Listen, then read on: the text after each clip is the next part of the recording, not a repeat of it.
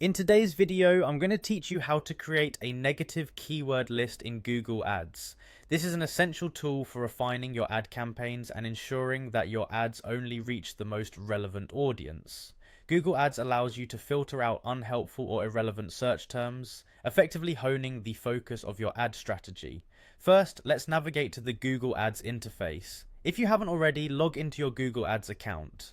Once you're in, you'll start at the overview section. This is your dashboard's home base, a place where you can get a quick snapshot of how your campaigns are performing. From here, look for the tab titled Audiences, Keywords and Content. It can often be found on the left-hand side of your screen.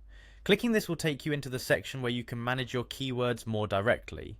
Next, we want to narrow this down to search keywords specifically. So click on Search Keywords. This will display all the keywords currently driving traffic to your ads. It's important to understand which search terms are leading users to your ads, as this can heavily influence the performance of your campaign.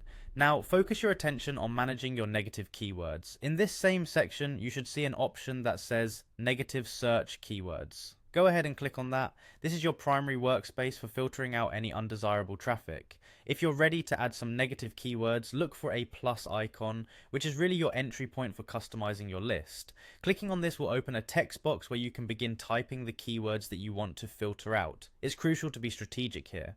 Carefully consider which words or phrases do not align with your campaign's goals. For example, if you're selling new shoes, you'd want to negate words like used or second-hand to avoid attracting the wrong audience. Once you've entered the unwanted keywords, you're almost done. The final step is to ensure these changes are saved.